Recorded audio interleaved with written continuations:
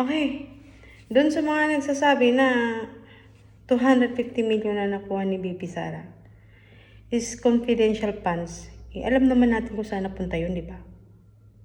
Ginagamit kung saan naman siya nakakarating sa mga schools na hindi nga naabot ng gobyerno na pupuntahan niya, pinupuntahan nila. Tapos ngayon, yan yung ginagawa nilang basihan sa impeachment. Tapos, kung ano-ano paninira pag ginagawa ng mga vlogger nilang, mga pukpok, mga walang hiya na vlogger nila. Siya talaga yung tinitira. Ang kakapal ng mga mukha. Tapos, yung bilyon-bilyon na ninakaw ng Marcos is ni Zaldico at saka ni Remualdez. Wala na sa topic. Tangina nyo, araw-araw na lang puro kayo Duterte. Wala na ba kayong ibang gagawin? Mananahimik na lang ba kayo sa ginawa ng Marcos administration na to? Uy, nakakapagod na. Ano ba kayo, mga bingi? Mga bulag? Wala ba kayong mga tenga? Wala kayong mga mata? Napakaano ng mga tao na to? Babayaran lang kayo ng libo-libo. Kulang pa sa buhay nyo yan. Diyos ko Lord. Basura lang yan ni Marcos yung binabayad sa inyo na libo-libo. Sa laki ng nakaw nila, anak niya magnanakaw. Tatay niya magnanakaw, pati si Marcos magnanakaw. Mga tanga-tanga kayong mga vlogger kayo, mga pukpuk kayo eh. Mga bayaran kayo, mga vlogger, mga walang hiya, mga putang ina nyo. Hindi na kayo nahiya. Yung ginawa ni Duterte dati na na drug war, na EGK, hindi para sa inyo yun, para sa future ng mga anak niyo yun. Na in the end is, hindi nila maranasan kung ano yung mga nararanasan ng mga magulang nilang mga adik. Di ba? Kaya nga tinutulungan kayo magbago eh. Tingnan mo naman kung ano na nangyayari ngayon.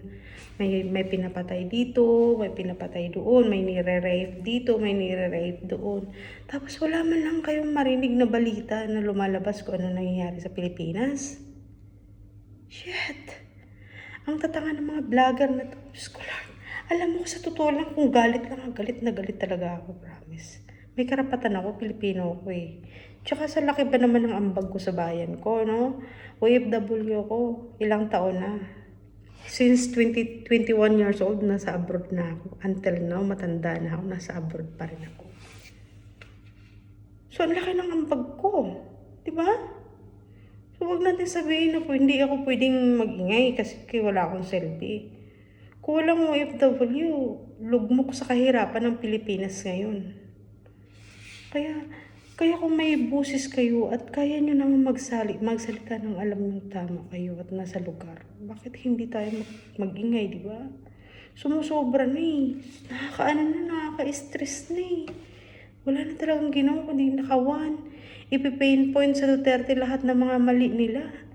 Yung mga buhaya ngayon, yung mga nasa Senado. Diyos ko, ang tatapang.